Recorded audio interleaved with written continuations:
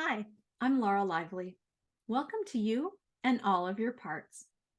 One of the first tools I picked up when I began my parts work journey was learning to be okay with sitting in silence. And I know for some people that is challenging. So I wanted to invite you to consider what parts of you, because we know it's not all of you, find it hard. Prior to beginning my inner work, I had noise on all the time. TV was on, radio was on, music was on, podcasts were on, all the time. There was no time that I was willing or able to sit in quiet or in silence. And as I began my own transformative journey, particularly with IFS, we often, we start by saying, let's go inside so that we can hear our parts. And between that and the idea of meditation, I just kind of felt all this like squirmy resistance. And so, fast forward a few years, and now the silence is my preferred way of being. I rarely have any noise on. Ask my husband, I would just as soon never have the TV on. Never. And I don't care. 10-hour car trips, silence. Walks, no podcast playing. I just want quiet. I love the quiet. I can meditate now in the quiet. So how did I go from noise all the time to nothing, right? So I wanted to talk through some of that. So let's approach it from a parts work perspective, which I'm sure will surprise you. And then we're going to talk about some practicalities, which kind of go beyond parts work. But from a parts work perspective, if you feel all this squirmy and squirrely about like this whole very idea of sitting still for even 30 seconds, welcome that part, right? That would be a part. Get curious. Why doesn't it want to have some silence? And a gentle reminder, don't shame it, no matter what it says. Don't suggest it's wrong for feeling that way. Don't, don't, you should. Watch that, because that's another part, right? It's a critic.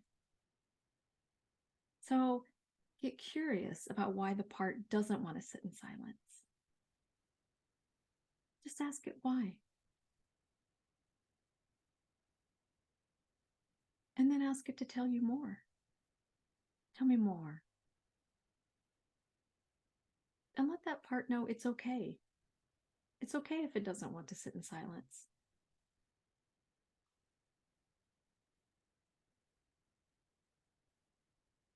And then thank it for sharing whatever it shared with you.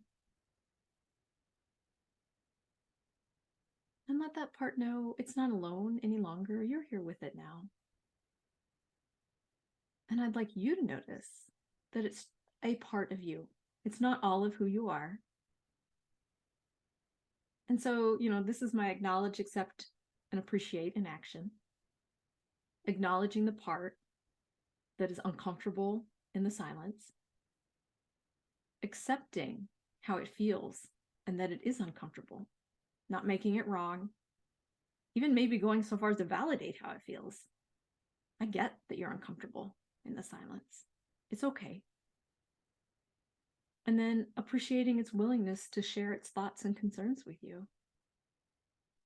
And doing these three things really helps our parts feel seen and heard.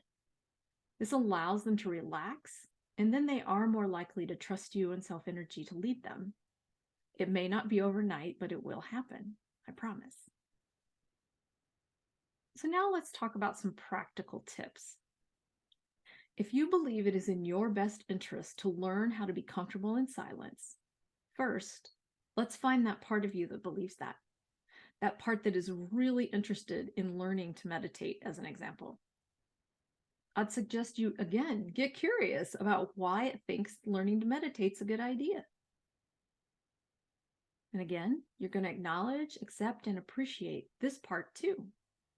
Thank it for being your ally in learning to meditate or to be able to sit in silence.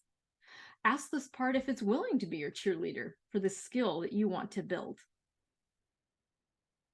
And now I'd like you to acknowledge any perfectionistic part that you might have sitting around that has something to say about you sitting in silence or meditating. Do you have a part that believes, in order to successfully meditate, I have to sit here for 30 minutes and there's My mind must be perfectly blank, no stray thought.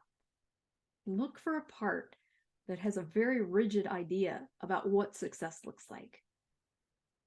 Look for a part that'll tell you you failed if, suddenly the next thing you know, you're thinking about your grocery list. Notice that part too. It is also a part of you, this perfectionistic part. And you might give it the same triple A's, right? Like acknowledge it, accept it. Find out, where did it pick up this belief that you had to do it a certain way? And anything other than that way meant failure. Just get curious about it. Ask the part, what's it concerned would happen if you don't do it perfectly? And I'd also invite you to notice how you're responding to the perfectionistic part. Are you shaming it? Are you arguing with it? If so, welcome yet another part, right? Because self would not shame any part. Self would be curious about the perfectionistic part. How did it get this way? What makes it think that? What's it concerned will happen if you don't do it perfectly, right? Third practical piece of advice is start with short time frames. Start, whether that's you want to be able to sit in silence for 2 minutes or meditate for 2 minutes, and inform your parts. We've talked previously about how time is helpful to parts. Time and numbers are very helpful. So if you share with the part, we're only doing this for 2 minutes, all of your parts. Okay, we're going to try this for 2 minutes, and reassure them that no matter what happens in that 2 minutes, it's all acceptable. It's all good. You can do this whether it's meditation or maybe even just practice sitting in silence on the way to the grocery store. You can tell the parts, okay, no radio or podcast on the way to the grocery store, but we'll listen to something on the way back if that was too uncomfortable. And you can really kind of set this definitive guideline for the part so it knows, okay, the ones that might be uncomfortable in silence, okay, we're only doing this on the way to the store. On the way back, we get to turn on music or turn on, our favorite podcast. So those are a good way to practice. And then depending on how it goes, maybe you make it a little longer. Maybe, in a couple of weeks, you check in. How is it being quiet on the way to the grocery store? Or could we do it on the way back? Would that be okay? So same thing with meditation. Maybe 2 minutes is good. Oh, we're feeling good about this now. All right, let's increase it to 3 minutes. And then the final piece of practical advice is to begin a meditation practice. Start with a guided meditation. This is going to give your busy mind something to focus on, the words.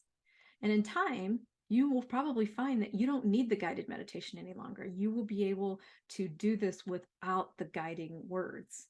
But this is a great way to start a meditation practice, is to start with small amounts of time, check in with your parts to see how that felt. Start with a guided meditation that helps give your mind something to focus on. And again, over time, and there's no set time, but over time, you may find you don't need the guided any longer. You are able to sit in silence. And who knows, you might actually get up to that 20 or 30 minutes that your perfectionistic part wants. So I hope that this was helpful. Thanks for joining me today. Be sure to check out the description for some free resources. And until next time, love to you and all of your parts.